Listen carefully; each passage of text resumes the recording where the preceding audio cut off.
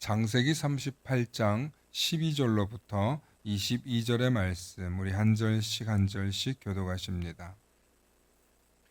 얼마 후에 유다의 아내 수아의 딸이 죽은지라 유다가 위로를 받은 후에 그의 친구 아둘람 사람 히라와 함께 딥나로 올라가서 자기의 양털 깎는 자에게 이르렀더니 어떤 사람이 다말에게 말하되 내 시아버지가 자기의 양털을 깎으려고 딥나에 올라왔다 한지라. 그가 그 과부의 의복을 벗고 너울로 얼굴을 가리고 몸을 휩싸고 딥나 길 곁 에나임 문에 앉으니 이는 셀라가 장성함을 보았어도 자기를 그의 아내로 주지 않음으로 말미암음이라.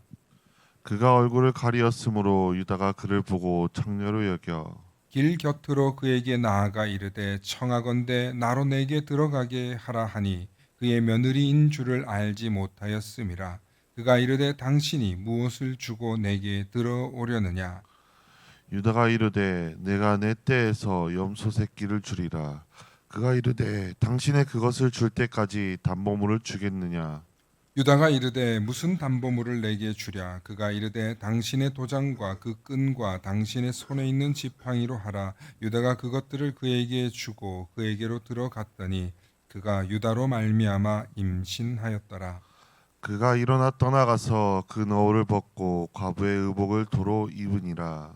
유다가 그의 친구 아둘람 사람의 손에 부탁하여 염소 새끼를 보내고 그 여인의 손에서 담보물을 찾으려 하였으나 그가 그 여인을 찾지 못한지라. 그가 그곳 사람에게 물어 이르되 길 곁에 에나임에 있던 창녀가 어디 있느냐. 그들이 이르되 여기는 창녀가 없느니라. 함께 하십니다. 그가 유다에게로 돌아와 이르되 내가 그를 찾지 못하였고 그곳 사람도 이르기를 거기에는 창녀가 없다 하더이다 하더라. 아멘. 오늘은 유다와 다말 그 두 번째 말씀 나눌 때 하나님의 크신 은혜가 있기를 소망합니다. 축복의 사람 곁에는 축복의 사람이 있고 감사하는 사람 곁에는 감사의 사람이 찾아옵니다. 날마다 감사의 사람, 축복의 사람 되시길 축원합니다. 아멘. 오늘 유다와 다말 이야기 두 번째 시간인데요. 성경 기록 가운데 이 남녀가 정을 통한 이야기 중에 가장 부끄러운 이야기가 사실은 창세기 38장에 있는 이 유다와 다말 이야기입니다. 지난주에 이 이야기를 잠시 하면서 유다는 형제들을 떠나 그의 가정을 꾸리기 위해서 아둘람 사람이라고 하는 그 사람들이 모여 있는 곳에 갑니다. 거기서 히라라고 하는 사람에게 가서 거기서 사람들과 어울리다가 부유한 집사람 수아, 이게 히브리어로 수아가 부유하다, 풍요롭다 이런 뜻이거든요. 그래서 수아라는 사람의 딸과 결혼해요. 근데 놀랍게도 계속 수아의 딸이라고 얘기하지 이름도 얘기해주지 않아요. 유다와 결혼한 어떻게 보면 본처인데 이름도 기록이 안 되고 수아의 딸이다. 그것도 많은 의미가 있죠. 그런데 그 수아의 딸이라는 여자와 결혼해서 세 아들을 낳았는데 이 두 아들이 그만 다 죽게 됩니다. 얼마나 새 아들을 얻어서 이제 집안을 건사해서 장성한 두 새 아들을 데리고 잘 살아보려고 해서 첫 번째 며느리를 잘 얻었어요. 그래서 좋은 집에서 아마 데리고 온 것 같아요. 다말이라는 여성 보니까 다말이라는 이름이 다산, 풍족하다 이런 의미를 가지고 있어요. 그 이스라엘에 가면은 대추야자 열매라고 있어요. 우리가 흔히 아는 종려주일에 보면 이 힌두는 종려 가지고 비슷하게 생겼잖아요. 근데 이게 종려 가지고 똑같이 생겼는데 그게 대추야자 아, 열매예요. 그러니까 그게 타마 이게 되게 비슷한 단어거든요. 이게 풍요롭다, 풍족한. 그러니까 자기도 아내를 수아라는 부잣집의 아내하고 결혼을 했는데 자기도 며느리를 좋은 집에서 데리고 온 거예요. 누구 아들을? 내 큰아들 며느리로 데리고 온 거예요. 그러니까 집안을 잘 일으켜 보려고 했는데 아니 이 며느리가 들어오고 나서부터 아들들이 죽네. 큰아들은 행악을 해서 죽고 둘째 아들은 형이 죽었으니까 이제 동생이 들어가서 자손을 봐야 되는데 아니 관계는 맺었는데 아니 씨는 땅에다 뿌려버려요. 그래서 하나님이 이것도 보시기에 악해가지고 이 두 아들이 다 죽었어. 두 아들이 잘못해서 사실은 죽은 건데 아버지 입장에서는 팔이 어디로 굽어요? 안으로 굽죠. 내 아들들이 잘못한 게 아니라 이 며느리가 들어와서 내 셋째 아들도 죽겠다. 셋째 아들 셀라까지 죽겠다 싶어가지고 이 며느리를 친정으로 돌려보냅니다. 그런데 어디선가 얘기가 들려요. 이 며느리가 친정에 돌려보냈는데 어디서 행음을 했다면서 아이가 생겼다는 거예요. 그런데 여러분, 이 아이가 생기는 일이 참 쉬운 일이 아니에요. 옛날에도 이 아브라함이 애 낳지 못하고 이삭도 애 낳지 못하는 이야기가 있거든요. 그러니까 성경에는요, 지금도 세 집 혹은 네 집 중에 하나가 불임 가정이에요. 아이를 낳기 굉장히 어려워요. 그러니까 고대 사회에도 무조건 애가 순풍순풍 잘생기고 그러는 게 아니었어요.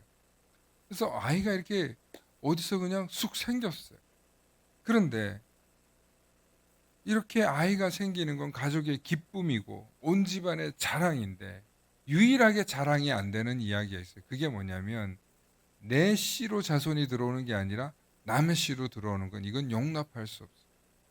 그래서 다말이 어디 가서 행음했다는 소리를 듣고 이 다말을 보통은 돌로 쳐 죽이는데 불에 태워 죽이라고 유다가 얘기를 한단 말이에요. 그러니까 엄청난 분노예요. 내 아들 둘 죽게 만든 이 며느리가 들어와서 밖에 나가가지고는 어디 가서 지금 애를 얻어왔다는데 말도 안 되는 거지. 그러니까 이 분노가 말로 다 할 수 없을 정도로 유다가 표현을 한 거예요. 그래서 아이가 생기는 게 너무 기쁜 일이고 온 집안의 자랑인데 유일하게 인정할 수 없는 게 누구 집 자식? 지금이나 고대 사회나 남의 집 자식 데리고 오는 건 반갑지 않은 일일 뿐만 아니라 엄청난 분노를 당하는 일이었어요. 그런데 이 자식이 누구 자식이에요? 오늘 성경을 보면 보니까 유다 자기 자식이에요.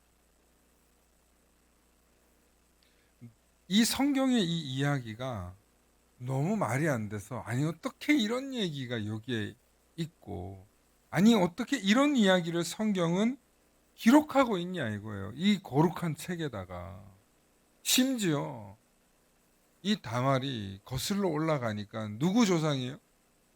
다윗의 조상이에요. 다윗은 또 누구 족보예요? 예수 그리스도 족보란 말이에요. 이 기가 막히고 말도 안 되는 이야기 같지만 이 이야기가 창세기 38장에 기록되었고 결국에는 이 이야기가 인정을 받아요. 어디 가서 인정을 받냐? 마태복음 1장 1절로부터 3절 말씀 우리 잠깐 보시겠습니다. 함께 보실까요? 아브라함과 다윗의 자손 예수 그리스도의 계보라. 아브라함이 이삭을 낳고 이삭은 야곱을 낳고 야곱은 요셉을 낳고가 아니에요. 누구를 낳고?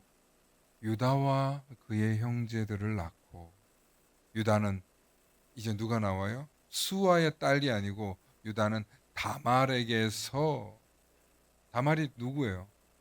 며느리잖아요. 근데 며느리인데 지금 아내로 나와요. 어떻게 보면 첩이죠.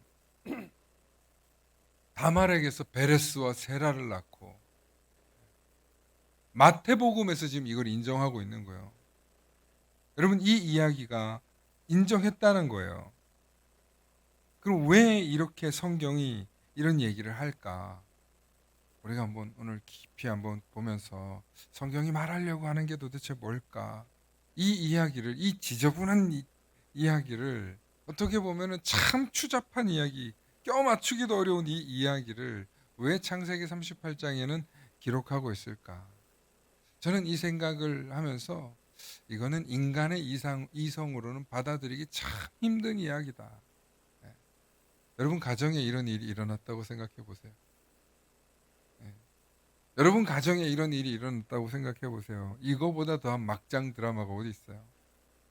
그러니까 여러분 시청률 되게 많이 높은 드라마 특징이 뭐예요? 막장 드라마잖아요. 막장 드라마. 근데 성경에 이미 이런 막장 같은 이야기가 들어있다는 거예요. 그렇다면 성경이 이 내용에 대해서 기록할 뿐만 아니라 어떤 해석도 하지 않았지만 결국에는 신약 성경에 와서 마태복음에서는 이 다말의 여성을 인정하고 있다는 거예요. 그럼 왜 이런 이야기를 기록했을까? 근데 기록한 이야기보다 먼저 좀 생각해 봤으면 좋겠는 게 다말은 왜 이렇게까지 하면서 아들을 낳으려고 했을까? 다말은 왜 이렇게까지 해서 이 집안의 대를 이으려고 했을까를 한번 좀 생각해 볼 필요가 있어요. 캐나다에 있는 임마누엘 신학대학이라는 대학이 있어요. 거기 이제 총장님으로 계시는 한국 여성 최초 해외 대학교의 총장님이세요. 이 김혜란 박사님이 쓴 다말에 대한 여성의 이야기가 있어요. 그러면서 거기서 이렇게 얘기해요. 다말은 왜 이렇게까지 했을까? 다말은 그의 남편 엘이 악행을 해서 죽습니다. 그리고 그의 동생 오나는 관계는 했지만 씨를 땅에 설정함으로 인해서 자식을 얻지 못합니다. 그래서 이 자기 남편과 동생이 하나님 보시기에 악해서 죽었어요. 이거 누구 잘못이에요? 다말 잘못이에요? 아니면 이 아들들의 잘못이에요? 이 아들들의 잘못이잖아요. 엄밀히 따지면 이 남자들의 잘못이잖아요. 그래서 하나님이 어떻게 해요? 물어보지도 않고 죽여버리셨어요. 둘 다. 설명도 안 하세요. 하나님이. 악해서 죽였다고 하세요. 그러고 나서 이 교수님이 해석하는 게 뭐냐면 이 여성은 그로 인해서 아버지, 시아버지, 유다로부터 어떻게 됩니까? 배척당해요. 소위 말하면 우리 옛날부터 있었던 거 있잖아요. 남의 집에 가서 아이 못 낳으면 여성들이 어떻게 됐습니까? 소방 맞았잖아요. 소방 맞고 돌아온 여자들이 집에 가서 친정집에 가서도 대접받는 줄 아세요? 못 받아요. 지금에서야 여성들의 그래도 지금도 뭐 여성들이 참 대우 못 받는 시대이기도 하지만 옛날에는 정말 사람 취급받지 못하는 그런 시대였단 말이에요. 그러니 내 딸임에도 불구하고 남의 집에 가서 자식 못 낳고 집에 돌아온 딸은 아버지한테 근심이지. 아유 너 고생 많았다. 여기 와서 아버지 그늘 밑에서 잘 살아라 하는 그런 분위기가 아니에요. 한 집에서도 인정받지 못할 뿐만 아니라 동네에서도 어디 가서 다니기에도 부끄러울 뿐만 아니라 집안에서도 부끄러워서 내놓지 못하는 자식이랍니다. 그러니 이 다말은 친정집에 돌아갔지만 사는 게 아니었을 거라는 거예요. 제 얘기가 아니고 그 총장님 얘기. 거기서 그러면 고대 사회의 여성이 인정받는 방법은 뭐가 있냐? 그것은 유일하게 결혼을 해서 아들을 낳는 거예요. 딸도 아니고 무조건 아들을 낳아야 돼. 아들을 낳을 때 얻는 혜택이 있어요. 그게 뭐냐면 계보를 잇는 것. 그리고 여성으로서 인정을 받아요. 그러므로 인해서 다말은 한 사람으로서 인정받기 위해 한 공동체 안에서 인정받기 위해 목숨을 건 모험을 할 수밖에 없었다는 거예요. 그냥 동네에서 정말 사람 취급받지 못하면서 사느니 차라리 내가 목숨을 걸고 한번 내가 이 도전을 해보리라. 라고 했을 수 있다는 거예요. 비록 당시 풍습과 문화 속에서 여성, 그것도 남편을 잃은 여성, 자식이 없는 여성은 절대로 인정받지 못하는 그 사회 속에서 이 다말이 할 수 있는 방법은 무엇이었을까? 심지어 시아버지 유다가 셀라를 보내주질 않아요. 어떻게 될까봐? 또 죽을까봐. 저 며느리, 목 같은 며느리가 와가지고 내 두 아들 죽었다고 생각하는 거예요. 유다는 지금. 그런데 시아버지 유다가 딥나라고 하는 곳에 염소 새끼들 키우고 양떼 키우니까 털 깎으려고 올라왔다는 소식을 누가 전해줘요? 누군지는 성경에 기록되어 있잖아요. 어떤 사람이 다말에게 알려줘요. 기뜸해 준 거죠. 그래서 이때가 기회다 하고 다말이 딥나로 올라가서 에나임이라고 하는 그 문지방 옆에 앉아 있으니까 딱 그렇게 앉으면 사람들은 흔히 생각해요. 동양하러 왔냐 아니면은 몸팔러 왔냐, 이렇게 고대 사회는 그런 문화가 있었대요. 그래서 그냥 창녀처럼 거기에 앉아서 얼굴을 가리고 보니까 셀라가 멀쩡하게 들어오는 거야. 아, 아버님이 나한테 애 줄 생각이 없구나. 아버님이 나한테 셀라하고 자식을 있게 할 그런 마음이 없구나. 결론을 내립니다. 내가 뭔가 수를 내지 않고는 아무런 답이 없겠다. 그렇게 생각한 다말이 어떻게 하냐면 14절에 과부의 의복을 벗고 노울로 얼굴을 가리고 몸을 힘싸고 딥낫 길 곁에 에나임문에 있으니 셀라가 장성함을 보았어도 아버지가 보내주지 않았다는 것을, 시아버지가 보내주지 않았다는 걸 알아요. 그리고 나서 15절에 그가 얼굴을 가리었으므로 유다가 그를 보고 창녀로 여겨.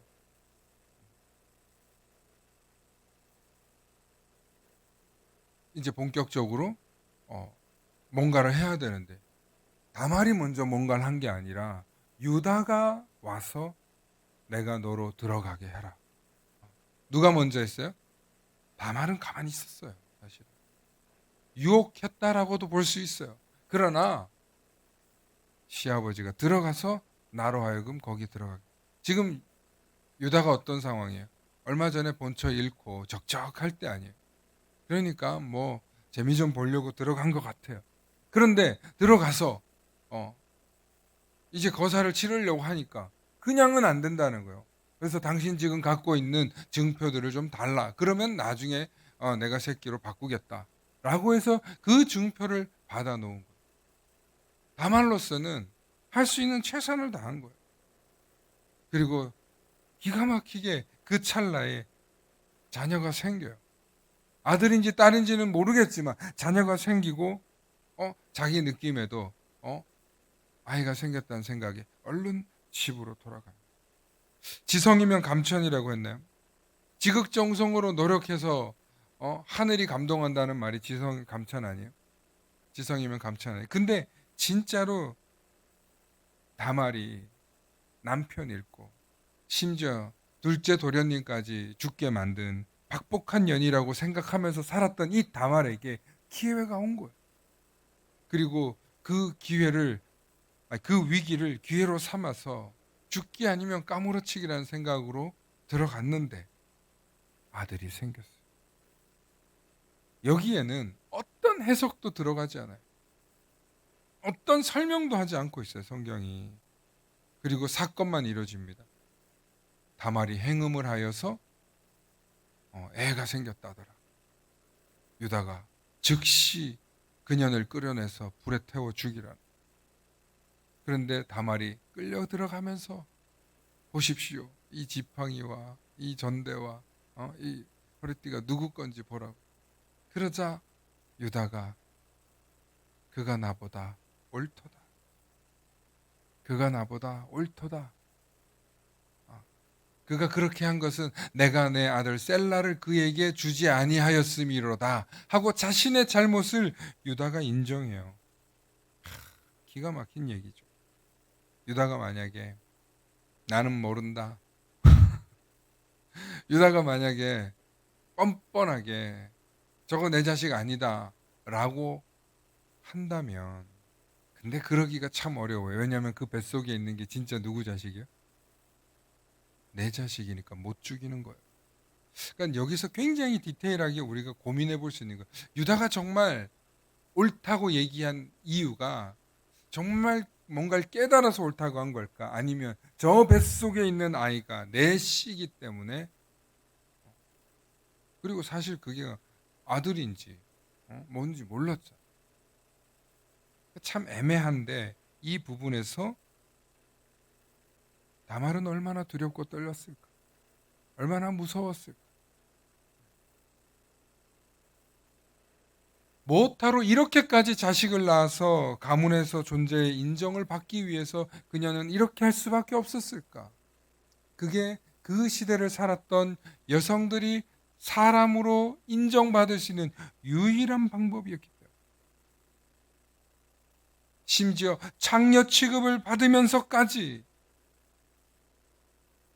아들을 낳았어야만 하는 그 기구한 인생이 이 다말이었다는 거예요. 여러분, 근데 다말이 정말 위대한 일을 해내긴 했지만 이게 고대 사회에 사람 취급받지 못했던 여성의 모습 아니었을까요? 심지어 이런 여성이었다 할지라도 주변에서 여자의 적은 여자라고, 아마 야 다말 쟤 독한 년이야, 저렇게까지 해서 지 시아버지하고 어떻게 해가지고 자식을 낳았어 하고 일생을 살면서도 수군거리는 일을 당하지 않으리란 보장이 있을까요? 그 어떤 이야기도 하지 않지만 놀랍게도 성경은 이 다말에게 보너스를 줍니다. 보너스가 뭐예요? 쌍둥이로 줘요. 쌍둥이로. 할렐루야. 여러분, 아들도 너무 귀한데 한 번의 아들을 며칠 줬어요? 둘이나 줬어요. 참 귀한 거예요. 저는 이 이야기를 보면서 만약에 이 모든 일들이 하나님이 하신 일이 분명히 맞다면, 성경은 맞다고 얘기를 하고 있는 것 같아요. 제가 볼 때도. 그런데 이 이야기를 보면서 우리가 깨달을 일이 뭐냐는 거예요. 하나님이 정말 밑바닥에서 살아보겠다고, 살아내겠다고 간절하게 부르짖고 외치는 일은 하나님도 뭐 하신다? 응답하신다. 성경에는 예수님의 족보 가운데에는 이 창녀처럼 보인 여성이 있지만 실제로 창녀도 있어요. 그게 누구냐면 라합이에요. 가나안에서 살고 있었던 라합이라는 여성. 그러니까 성경은 이 여성들이 가질 수 있는 뭐 직업, 아니 직업이라고도 하기도 그래요. 왜냐하면 생존을 위해서 그냥 날 때부터 그렇게 취급당하는 여성들이 있기 때문에 그렇죠. 가나안에서 예수님의 족보에 오르는 인물 가운데는 정말 실제 창녀도 있어요. 그러니 다말의 이야기뿐만 아니라 라합까지 이야기가 이어질 때는요, 하나님이 여성들을 어떻게 대하시느냐를 우리가 볼 수 있어요. 철저히 부산물로, 부속품으로, 물건으로 취급하지 않으세요. 하나님은 대등하게 여성들을 사용하셔요. 남자와 여자를 차별 없이, 구분 없이 하나님이 쓰신다는 사실을 기억하실 수 있기를 축원합니다. 그래서 가나안에서 족보에 오른 이 라합뿐만 아니라 드보라, 룻, 미갈, 훌다, 에스더, 마리아 이야기를 여러분들이 잘 아셔야 돼요. 그래서 여성들의 자존감이 올라가야 돼요. 탁월한 여성들 아래에 위대한 아들들이 태어나고 위대한 가문이 이어지는 거예요. 저는 그런 의미에서 성경이 왜 다말의 이야기를 기록했을까? 오늘 우리는 그 이야기를 좀 더 하고 말씀을 마치면 좋겠습니다. 성경은 왜 다말의 이야기를 기록하려고 둔 걸까? 고대 사회에 여성이 생존하고 살아남기 위해서 얼마나 어려움 속에서 그들이 그 이름이 인정받는지를 성경이 기록해 놓고 있다는 거예요. 성경에는 참 많은 여성들의 이야기가 기록되어 있다는 거예요. 왜 기록했을까?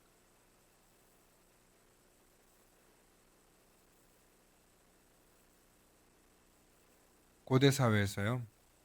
가문을 잇는 일을 정말 중요하게 생각했어요.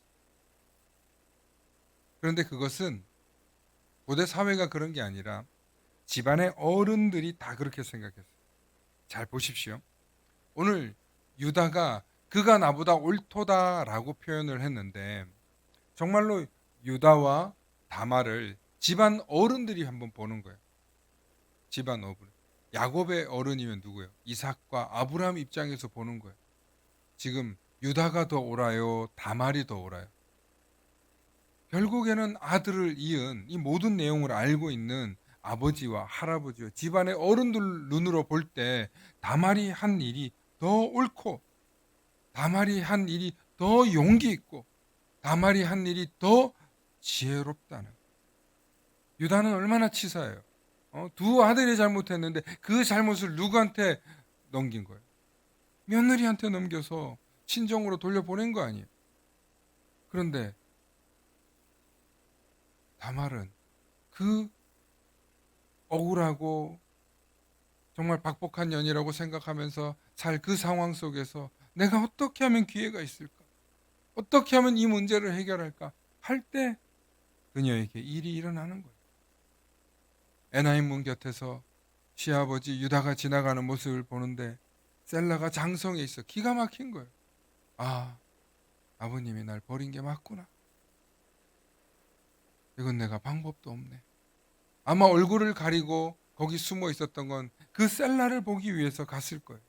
아니 그런데 이 시아버지가 내가 창녀인 줄 알고 나한테 들어오겠다네.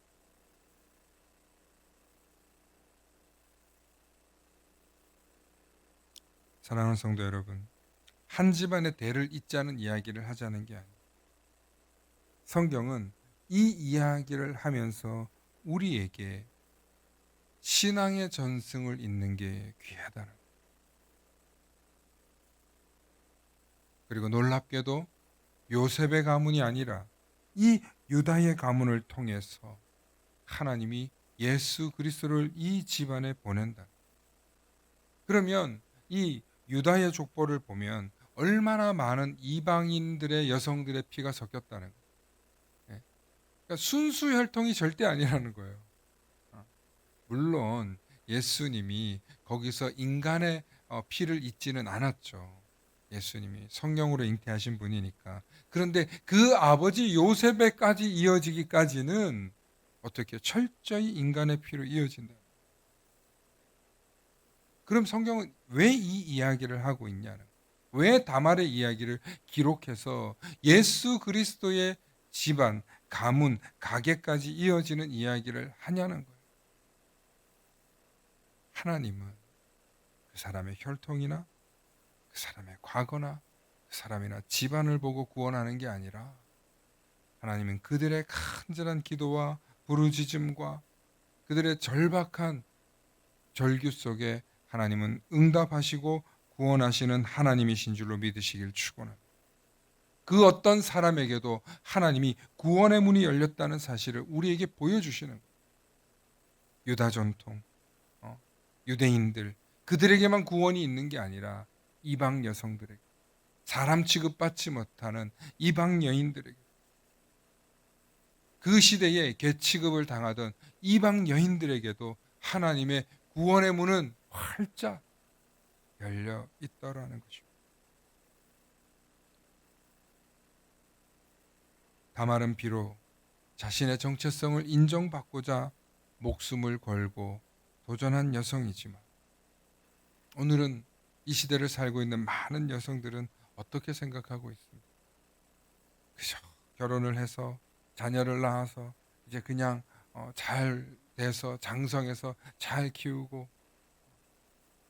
하나님이 거기에 관심 없어요. 너희들이 잘 먹고 잘 사는 거는 뭐 자연스러운 일이고 당연한 일. 여러분 성실하게 살고 부지런하게 살면 여러분 대부분 먹고 사는데 지장이 없어요. 근데 하나님의 관심은 뭐냐는, 왜 다말의 이야기를 났냐는 거. 구원의 이야기. 영혼을 구원하는 이야기. 그 어떤 절망 속에 있는 가정이라 할지라도, 그 얼마나 천박하고 정말 세상 사람들로부터 인정받지 못하는 그런 집안의 여성이라 할지라도, 그런 상황 속에 있는 그런 사람이라 할지라도 하나님은 구원의 문을 열어주셨다. 저는 그 하나님을 너무너무 사랑해요. 저는 그 하나님이 너무너무 위대하고, 그 하나님의 그 넓은 사랑이 저와 여러분들을 오늘도 품으시고 구원의 은총과 기회를 주시고 계시다는 생각을 할 때 우리가 감사해야 할 줄로 믿습니다. 또한 교회에서 우리가 이런 이야기를 보면서 또 하나 깨달을 게 있어요. 제발 여성들을 더 존중하시는 성도님들이 될 수 있기를 소망합니다. 교회에서 보면 미묘하게 남녀 차별이 있어요. 남녀 구분들이 있고, 뭐 직분의 문제도 그렇고, 또 교회 사역에 대한 일들도 그렇고, 꼭 남자들이 해야 된다.